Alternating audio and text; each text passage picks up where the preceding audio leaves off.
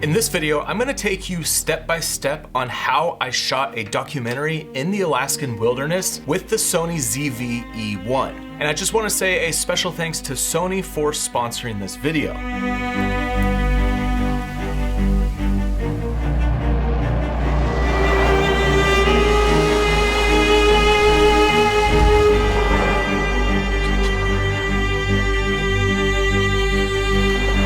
So I spent a week in Southeast Alaska out on a remote island, and I brought along with me the Sony ZV-E1 as my main camera for everything that I was shooting. And for this project, I was working alongside Jake Viramontes, and he was working with a Sony FX3. And so let me just give you a quick outline of everything that I'm gonna go over in this video. And so the first section, I'll talk about the gear and everything that we brought along with us. Now the second section, I'll talk about our camera settings and how we set up our cameras so that they could match, but also so that we can make it easy to shoot in this kind of environment. And then the third section, I wanna talk about the unique features about the Sony ZV-E1 and what was super useful when I was out there filming with this camera. And then in section 4, I wanna go through how we came up with the story for this project because we had to figure everything out when we were there on location. And then in section 5, I wanna go through how we use this gear to actually shoot all of the scenes that we needed to capture when we were out there.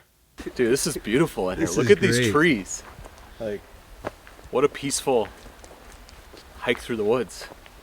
But before we get into the first section, I do want to set up what we were doing in Alaska and what this project was all about. So Jake and I were filming a project for Sony's Create Action campaign, which Sony started to amplify the efforts of local organizations through funding, storytelling, and collaboration with Sony. And essentially what they're doing is they're giving away grants to different nonprofits around the country, and that grant is comprised of $50,000 in cash, $50,000 in Sony gear, and Sony's sending out a filmmaker to shoot films around these nonprofits to show what they're doing and help spread their message. And so Jake and I are the filmmakers for this project. We headed up to Alaska with a nonprofit called See Stories. And their mission is to teach storytelling and filmmaking to students around Alaska so that they can craft stories that better represent Alaska as they know it and foster a more inclusive Alaskan story and community. Now, I'm sure some of you are wondering, how did I even get involved with this in the first place?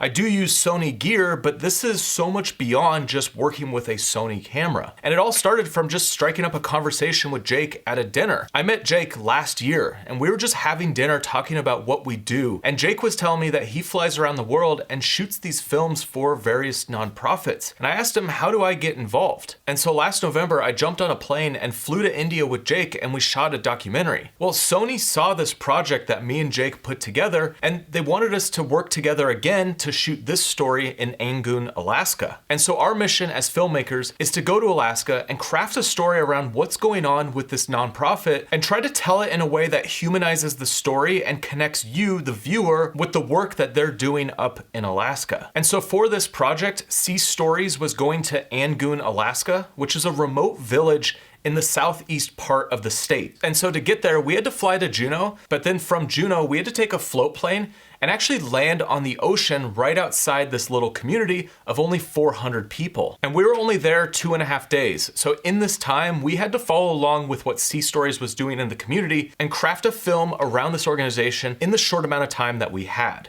The plane is so small, we're the only ones on the plane, and they load all the bags. So I just took all of our camera equipment. I don't have any gear, so I just have my camera, and I feel very naked. Very naked. So let's talk about the gear that we brought along for this adventure. And so my main camera that I brought along with me was the Sony ZV-E1. This camera is super small and lightweight, and it's part of the ZV line, which if you didn't know, means Generation Z vlogger camera. So this is a style of camera that's really catered towards the content creator or the vlogger. However, the ZV-E1 packs a punch. Inside the camera is the same sensor that you're gonna find in the Sony a7S III, FX3, or FX6. So even though it's a small form factor, it can stand up and work right alongside Sony's cinema cameras. And then my buddy Jake had the Sony FX3. So he was working in Sony's cinema line where I was working in the ZV line. And both of these cameras are full frame, so we're able to swap lenses and take less gear with us when we were out filming. And so we didn't really bring that many lenses with us. I brought along one lens lens and Jake brought along 2, and we swapped depending on the scene that we were shooting. I brought the Sony 20-70 f4. This was my kind of main go-to lens for all vlog style content because I was shooting a behind the scenes at the same time that we're shooting the film. And also this lens gives me extra reach. So if I needed a 70mm or even longer using the clear image zoom, I could get that with this one lens. But beyond this 20-70, we also brought along 2 primes. And this allows us to get super shallow depth of field and give us more of that cinematic look. So the 2 lenses that we used was the 35mm 1.4 and the 50mm 1.4. Now we had the Zeiss version of this 50mm, but moving forward, we'll be switching that out for the Sony G Master 50mm 1.4. And the reason for that is it's the same filter thread size as the 35mm, and it's also smaller and more lightweight than this older Zeiss version that Sony has. However, the Zeiss version that we brought along for this trip was still a solid lens to use when we were out there filming. And so that's it for lenses, 20-70, f4, and then a 35-1.4 and a 50-1.4. Now let's talk about some filtration that we used in front of camera, because on the Sony ZV-E1 and the FX3, there's no ND filters built into this camera. So I'm currently shooting on the FX6, which has a veritable ND built into it. However, the FX6 body is much bigger, and when we were in Alaska, we really needed to be in this run and gun style where we were moving fast and not carrying a ton of extra gear. Everything that I brought needed to fit in my backpack. And so that's why we opted for these smaller cameras like the Sony ZV-E1. However,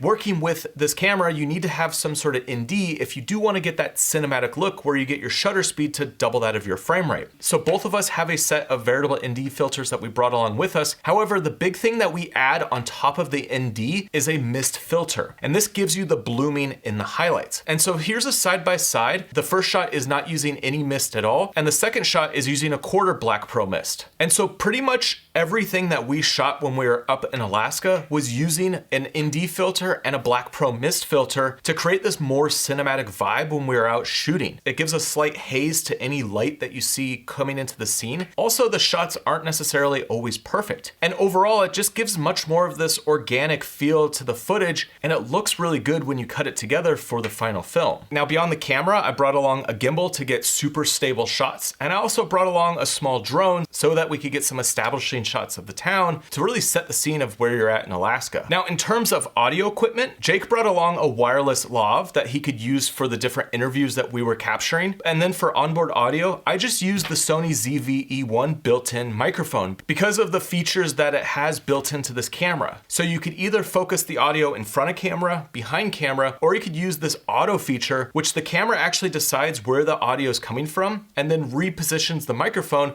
so that it captures cleaner audio. A lot has changed in a short amount of time. This story has morphed it has morphed like 6 different times since we got here. And so for the majority of the time that I was filming, I was just using the audio straight from the Sony ZV-E1, and then I was using the little windscreen on top of the camera to cut out any wind sounds from the environment. On Jake's FX3, he had a shotgun mic that he had plugged into the XLR handle, and then he used the wireless lav for when he was doing interviews. And then the last couple pieces of gear that we brought along was a tripod so that we could put the camera down and not always have to have it handheld or on a gimbal. And then Jake also brought one light, which we only used for a couple interviews. The majority of the time we were shooting just with natural light that we found in the location. I had the camera like down by the road and you hit a puddle, I just, as long as we got the shot, I think we're good. Now the next section, let's talk about camera settings. Now we obviously wanted the footage to match, even though we were using 2 different cameras. The good thing about the Sony ZV-E1 is it's the same sensor as the FX3. So we shot everything in S-Log3. This is a color profile that you can find on both cameras. And S-Log3 allows us to retain the highlights and to be able to get information in the dark parts of the image so that we can color grade it later and create much more of a cinematic look. Now we could have also shot all of this using Cinetone because that profile is found both on the FX3 and the ZV-E1. So if we didn't want to do color grading later, the S-Cinetone profile would be a great option to use. However, for this project, we were planning to do all of the color grading in post, so we just shot in S-Log3. Now on both cameras, we shot basically the same way. And on the ZV-E1, I set up 2 profiles to match what we were trying to shoot. So for real-time footage, we shot in 24 frames per second. And then for slow motion, we shot in 60 frames per second. We never really had a need for 120 frames per second. Sometimes it does look a little bit too slow, And when you're shooting a documentary style project, 60 frames per second is slow enough when you bring it on to a 24p timeline. And so with the custom menu options, I set up 2 profiles, one for real-time footage and one for slow-mo footage. And so it made it super easy to just jump between both profiles depending on what we were shooting. For shutter speed, as I mentioned earlier, we just kept it at double that of our frame rate. So at 24 frames per second, we kept it at 1/50th. And for 60 frames per second, I kept it at 1/125th. This allows you to have proper motion blur in your footage so that it feels more like a movie. And to be able to shoot this way outside, that's why we had our ND filters. Now for aperture, for the majority of what we shot, it was just wide open. So if we're on the 35 or the 50mm, we shot at a 1.4. If we're on the 20 to 70, I shot at an f4. And then once in a while, I would crank up the aperture if I was doing just like a landscape style shot. But for the majority of what we shot, we kept the lenses wide open to get that shallow depth of field to create that more cinematic look. Now for the white balance, we would choose what kind of scene we were shooting in, whether it was like cloudy and raining, or it was sunny, or we were inside with some mixed lighting. But there was also times where we would just set it to auto depending on what was going on with the lighting. And because we were trying to match both of these cameras, if we were in these mixed lighting environments, sometimes the auto would work best to be able to change the fluctuating light as we go in and out of different rooms. And I know some of you out there would be completely against using any auto settings, but we did use auto white balance at times, and we also used auto ISO. So we would set all of our settings to what we'd want, and then sometimes with the changing light of the clouds or the different scenes that we were shooting, we just left the camera on auto ISO, and it would fluctuate just a little bit to be able to get the correct exposure as we were in this run and gun setting. And so the white balance and the ISO were 2 of the settings that we sometimes put on auto, just depending on how fast we were moving and how quickly we had to capture the footage. It is so quiet out here. This is absolutely incredible out here. Now there's some unique features with the Sony ZV-E1 that was super useful when we were out shooting this documentary. Now the first thing is the zooming. Near the shutter button for this camera, there is a zooming jog wheel, and this allows you to do a digital zoom on any lens. It uses Sony's clear image zoom, which actually does look better when you do it in camera versus trying to do it in your editing software. And so with the clear image zoom on this sensor, you can punch in 1.5 times. And so with my 20 to 70 f4, I could zoom in to an equivalent of 105mm. So essentially when I was working with that lens, I had a 20 to 105, and you could see here's 2 shots. This is shot at the 70mm, and then this is shot at the 105mm, which is using the clear image zoom and punching in. And so when I was in these different scenes where we had to capture something in the distance, I would use the clear image zoom and I'd be able to get a much more punched in looking shot. Now the cool thing with the Sony ZV-E1 is there's actually a button right here on the back of the camera that automatically punches in to the full distance that this camera can zoom. And so I didn't have to use the zoom jog wheel if I wanted to just jump in and get the shot. And so I could click the button right here on the back and we'd go from a 1x zoom to a 1.5x zoom. And I actually used it all the time on this style of project because if I had the 50mm on my camera, there were times where I would just want to punch in and get a tighter shot. Or if I was using the end of my 20 to 70 and I just need a little bit more reach, I could punch in quickly and get a much tighter shot. Now, another feature that comes on the Sony ZV-E1 is the product showcase. And this feature ended up becoming useful on this project. And how it works is that it focuses on any object between the subject and the camera. So for example, if I was to put this out here, it would automatically snap focus to this cup of coffee versus my face. Whereas when I'm shooting here on the FX6, it's always gonna be locked on my face with the settings that I have it set to. But if I had a product showcase, I could click a button and all of a sudden it would be like, boom, snap to the coffee here in front. And so in the world of the content creator, this is very useful for anybody who's talking about products and showing them. However, I found that using this on this documentary shoot was helpful when I didn't always want to necessarily lock on to the people behind some sort of object. I could use it in a way where if there was something foregrounded and I wanted to stay locked on that, I would just turn on product showcase and I would have no issue with the focus trying to jump between an object in front and an object behind. So for example, in this shot, I wanted to highlight the Sony camera that the students were using. And so I just turned it on product showcase and the focus would stay locked onto the camera in front of the students who are behind the camera. And also in the Sony ZV-E1, there's a lot of options to focus on different types of objects. So you could have people, but then you could also have birds or cars or planes or trains. And having these options just makes it easier when you're out filming. So for example, when the float planes were flying in and out, I would just switch it over to the plane option, and I know I'd always have the plane in focus when I was getting these shots. Now with the Sony ZV-E1, there's a bunch of AI features that allow you to do some different cropping and zooming in the camera. And if you want to see a video where I explain how all of these work and kind of the different features you have access to, I'll include that in the description so you can check it out after this video. However, one of the features that was also added in the Sony ZV-E1 is a new level of stabilization. So there's standard, there's active, and now there's what's called dynamic active, which punches in on your footage even more, but it does give you super stable footage so that if you're standing there, it's gonna feel like a tripod, and if you're moving, it's gonna have more gimbal-like qualities. Now, it's not exactly gonna be like a gimbal, like you'll see bumps here and there. However, if you're in a run and gun setting and you're trying to grab footage fast, but you want it stable, using the dynamic active gives you super stable footage, so you don't have to worry about it being shaky. Now, there's definitely times where we want that shaky feeling, and we'll bump it over to something like standard so you have more of those bumps and shakes, especially when you're shooting wide open on one of these primes. But there was also times where I wanted to just get a shot of the landscape, and I didn't want to pull out my tripod because we were moving between scenes, and so I just throw it over to dynamic active and stand there, do a pan, or even just get a shot of the landscape, and I would have a completely stable shot. Now, the Sony ZV-E1 does feel like a content creator camera. However, a lot of these features that are built into this camera can be used in a pro setting, and it definitely is useful to have when you're out shooting outdoor and adventure style content. So I've gone from absolute confusion of what is the story to right back where we were yesterday before we thought Anthony was leaving.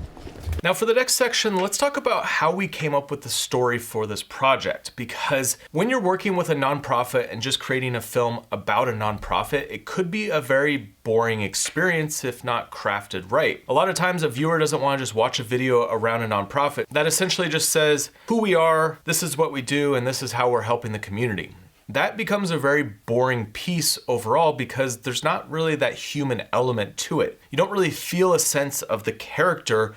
Rather, you're just kind of being told about this organization. And so when Jake approaches these films, he really wants to come at it with that human element and finding someone specific that we can highlight when we're doing this video and tell their story and their journey so that as viewers, we can connect with the film and see more of the impact of what this organization is doing rather than just being told what they're doing. And this is the same tactic that we used on the project when we went to India. The goal is to figure out what the nonprofit's doing, kind of the overall picture, but then find one person that has a character arc that can help highlight what it is that's going on, but seeing it through their perspective. And so for this project, when we went to Alaska, we didn't have this person in mind. We were really dropped into this location and had to figure everything out on that first day. And so our goal as filmmakers is to start talking to everyone and start getting a sense of this community on Angoon, Alaska, and figure out what the bigger story is here rather than just a nonprofit teaching kids filmmaking. And so throughout this first day,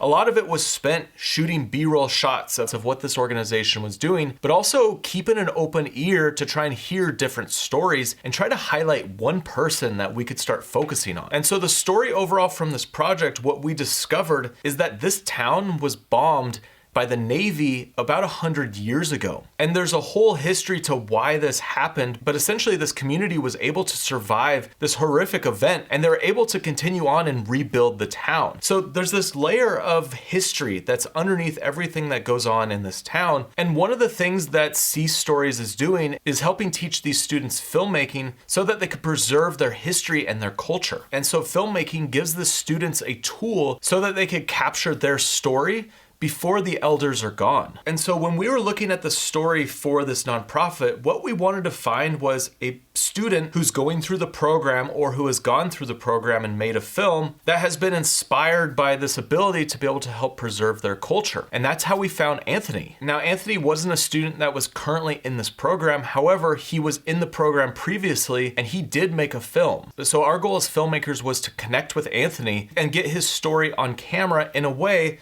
that doesn't feel forced. And so you see everything that happens on camera when you watch the film. However, there was a lot of conversations and discussions and just being here in this town that helps shape the story and allows us to have a better insight as filmmakers so that we could figure out the moments where to flip on the camera and start recording. And so how we told this story is that we focused on Anthony and his experience working with C Stories to create a film and what that means to him and why it's important to preserve the culture. And so the nonprofit really comes into the second act of this story as being this conduit that helps preserve this culture. But really the first act and third act are all around the bigger problem of losing this culture and finding a way to preserve it so that it could be here for future generations.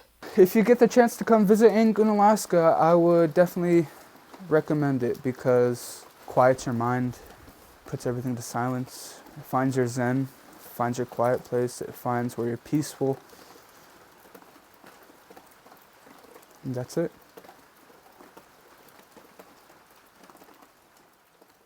And so let's dig into part 5, which is how we shot this story using these cameras. So the majority of the time I lived on the 20 to 70 millimeter f4 and Jake lived on the 35 millimeter 1.4. The 35 is a great focal length because you can get closer to your subject and be able to get more depth in the scene because of the wider field of view. Now I use the 20 to 70 because I was doing a behind the scenes at the same time as filming. And so when we were on the go and we didn't have time to really reset cameras, it was super useful to have the 20 to 70 just so that I could zoom to get different focal lengths and change it up. But the 35 millimeter has such a distinct look with that super shallow depth of field, and using this focal length forces you to get closer to your subject so that you could get these different styles of shots. When you're shooting a story around people, you want to get closer to those people and really get invited into their world, rather than standing really far away and shooting on a long lens, which has this much more voyeuristic feel. And so one of the hard things is when you're shooting at wider focal lengths and you are getting closer to your subjects, they don't necessarily feel as comfortable with the camera being that close. And one of the things that I've learned from working with Jake on a few projects is how much work goes into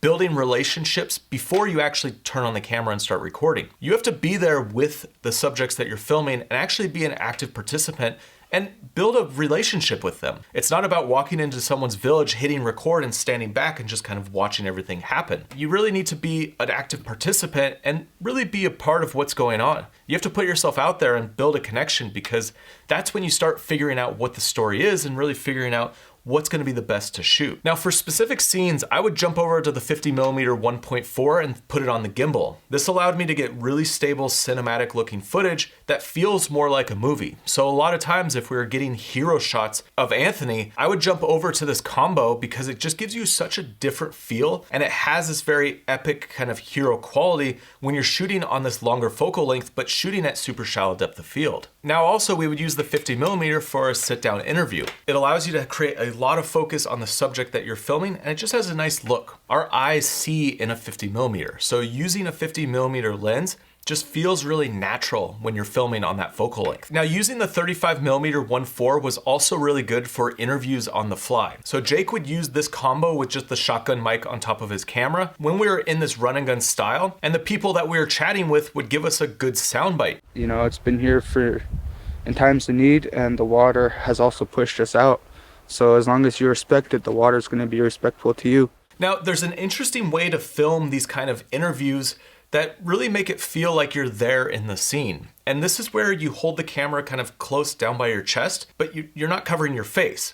And this is a huge thing when you're working with people and you're shooting a documentary. You don't always want to be up here with a camera in your face because there's no human connection there. And so one of the tactics that Jake would use when we were filming these scenes is he keeps his camera down here. He knows he has a good shot. He looks down at the screen once in a while, but then he just has a conversation. Just as if you're doing a sit down interview where you have the camera off to the side here and you're just having a conversation with your subject. When you're on the go, just putting the camera at your chest, it not only gives you a nice shot where you're kind of looking up at the character, giving them more of this powerful stance, but you're also able to create a human connection. And if someone's not comfortable about being on camera, having a camera down here versus in your face is gonna make them feel a lot more comfortable just chatting with you. And some of the best moments that we captured in this project when we were shooting in this style where it was really run and gun and Jake was just having a conversation while keeping the camera right here. So the 35 is a great focal length to do this because it's wide enough, but it still gives you that super shallow depth of field where it does feel a lot more cinematic. Now the gimbal was reserved for those moments where we really just wanted this super smooth look.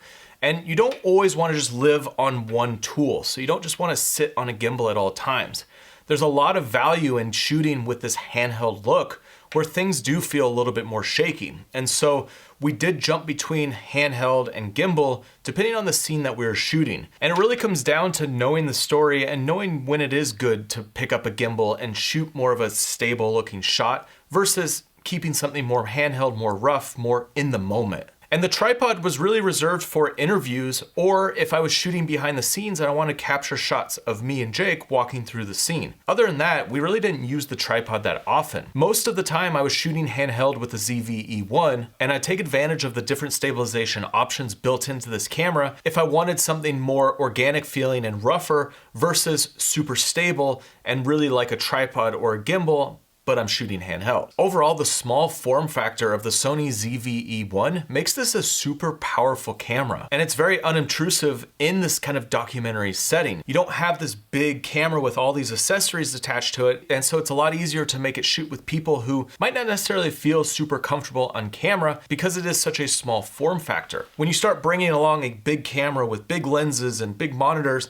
well, now it feels like you're shooting a movie versus the Sony ZV-E1 with just one lens on it. It just draws less attention and it doesn't feel so big. So for me personally, the ZV-E1 is definitely a camera that I'm gonna use on future shoots, especially when I'm in this travel or I'm in this run and gun style of making videos because it is so easy to have a small compact camera that I know I can get really good footage out of and have this high-end look. Now next, you should check out this video right here, which is the full documentary that we shot around this story. And if you want more information about the Sony ZV-E1 or Sony's Create Action campaign, I'll put links to both of those down below in the description. I'll see you on the next one.